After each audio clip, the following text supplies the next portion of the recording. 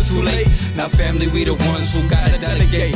Get that money and the power, never be fake. Stick to cosign for 3. What did he say?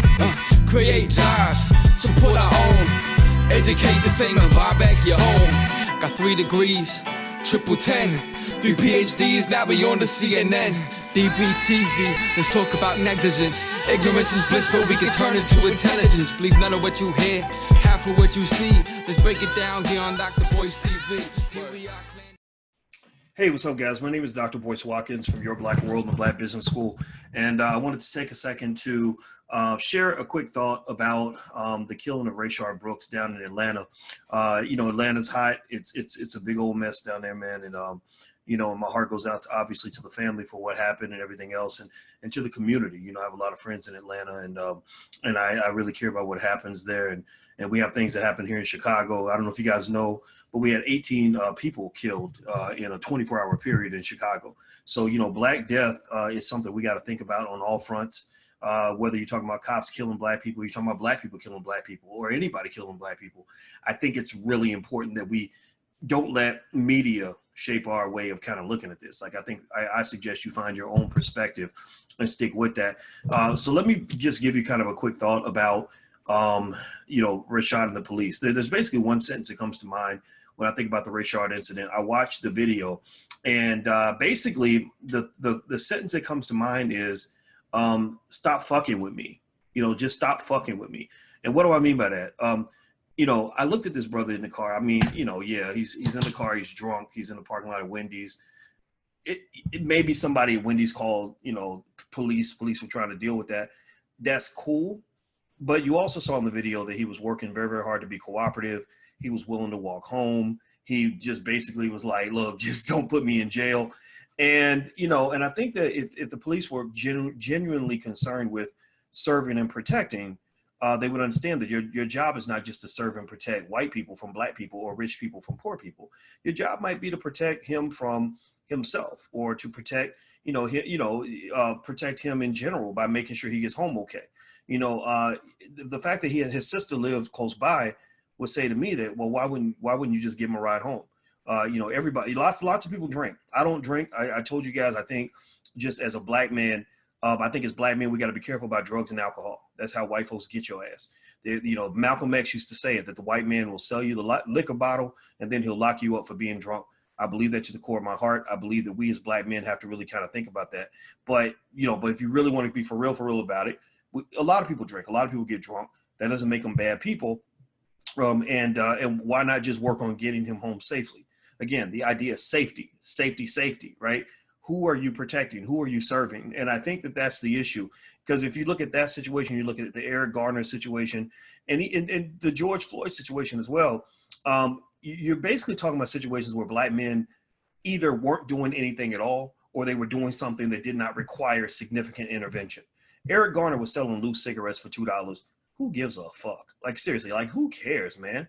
Are you really trying to kill somebody, attack them, beat them up, possibly send them to prison, for assaulting an officer, get yourself killed, get yourself fired, get yourself, taken down by the community who's really coming out to cops with a vengeance? Are you really willing to put all that on the line because somebody was selling loose cigarettes, or because a guy was drunk in a parking lot? And I think that's the big issue. Stop fucking with me. Just, the reality. And this has always been true, and I've been saying this for 25 years. I'm just thanking God now people are listening to these messages. Back in the day, I used to talk about Black men being shot down by the cops and attacked by the cops for a long time. Even Black people wouldn't listen. And I'm kind of disappointed with Black folks for the fact that we only start talking about shit when white people start talking about it. We only care when white people start talking about it. But the whole Obama presidency, there were Black men and Black women being killed left and right all throughout Chicago. And every time I brought it up, people were like, oh, we don't want to hear about that. Well, okay, now white folks are giving you permission to talk about it. Fuck it, okay, let's talk about it. We've always lived in a world where simply interacting with the police, engaging with the police, was something that put a Black man's life at risk. Just having a conversation with a cop could get you killed or get you sent to prison for 20 years for assaulting a cop. The cop grabs you, he tries to put you in handcuffs, you swing back or you push him away. Next thing you know, they're charging with assaulting an officer. This is that overwhelming power of the state that whole idea that cops believe, that many cops have been taught to believe, and my father was a cop for a long time, so I know this. They were taught to believe that they have so much authority over other human beings that you just need to do what they say no matter what. That even if it's right or wrong, even if it's uncalled for, if you don't do what they say, then you are in the wrong. That makes you in violation of the law because you simply did not do what a cop told you to do. Well, we've lost those days. You know, I'm honestly, I'm not as extreme as a lot of folks. You know what I mean? Like I kind of think, you know, I think that some cops really are out here really not trying to shoot nobody. I think there are cops out here that are like, okay, I want to be a nice person because I don't want you to think I'm bad, but it's too late. Too late. You've let those bad cops ruin the reputation of the police department. Little children are mortified of you. Little kids don't want to grow up and become cops anymore. So when they get to the point where they finally wake up and realize the fundamental truth, which is that Black people should be policing Black communities, that we should be controlling our own shit. When we get to that point where we start saying, okay, we need Black cops in Black communities, a lot of Black kids won't want to become cops. They're associating cops with killers and criminals. And I don't think that's necessarily a fair assumption, but when you let the police unions speak for you, where they defend cops no matter what, when you allow bad cops to continue to operate under your same umbrella, what that's doing is that's infecting the entire process. That's infecting the public trust in the system. I never thought I'd get to a day where I saw so many people just look at cops as dirty, nasty, thuggish, disgusting pigs. And I don't think it had to get that way. But now you're at a point where you're going to have to redo the whole system. And I really hope that they do. And then after you get done with that, I need y'all to go pay attention to the mass incarceration. I've been talking to y'all about what Joe Biden and Bill Clinton did to Black men and Black women in the 1990s. Those people are still in jail. The worst atrocities are not George Floyd. The worst atrocities are not Rayshard Brooks. They're the lucky ones. They're the ones who had their crimes committed on camera. They're the ones who were out of jail when the assaults occurred. There are brothers and sisters in prison right now being raped every day. There are people in prison being beaten into a coma. There are people in there being allowed to die. I know inmates who've talked to me about their cellmate dying and the guard not even wanting to do any sort of resuscitation. It is an absolute hellhole. It is 1804 in our American prison system. And I'm hoping that the next step in this process is that we go deeper down the rabbit hole and really start looking at what they're doing to our people that are locked up, that don't have the cameras around. Because there's a reason why they don't tell you what's happening in prison. There's a reason they don't let cameras in prison. There's a reason why they don't have any accountability in anybody. It's because they are committing some of the worst atrocities in the history of all mankind in those prisons. They are doing Auschwitz 2020 up in that motherfucker. So please go pay attention to what's really going down and don't just get caught up in that which is glamorous.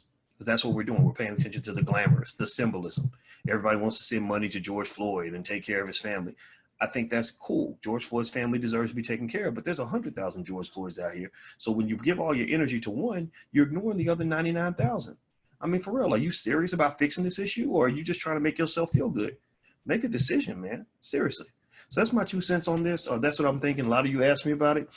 So I thought I would address it. But honestly, also for Black folks that want to build, at the end of the day, you know, we got to stay focused. We got to talk about building our own community, owning our own, and so the rest of the week, we also going to be talking about building and marching forward and doing the things we got to do, man, because there's so much work that needs to be done. And I don't give a damn how many white folks reach out to you and offer a kumbaya and want to kiss you in public. And I saw some FedEx driver that was crying on Facebook because he some white guy spit on him. No, man. That's not how men carry themselves. That's not how a community conducts itself. You must conduct yourself with strength. You must come to the table with knowledge. You must come to the table with a commitment to ownership, so that when those opportunities open up, you know exactly what to do with them. So that's it, guys. I'm out of here. Have a good day. Don't forget, Black Movie Night's coming up. We're going to have another movie, The Black Love Blueprint, all about love and relationships in the Black community. Dorian Chandler, the director, I'm going to try to get her to come in as well. And we got some other stuff. I think we're going to do the next Malcolm X speech as well. I wanted to do House Negro, Field Negro, and analyze that. We did Ballad of the Bullet last week. I think I'm going to set up something maybe next week to do House Negro, Field Negro. So if you'd like to go check that out, go to blackmovienight.net. That's blackmovienight.net. So I'm out of here, guys. Take care. Have a good day. I'm Dr. Boyce Watkins. Love you guys. Peace.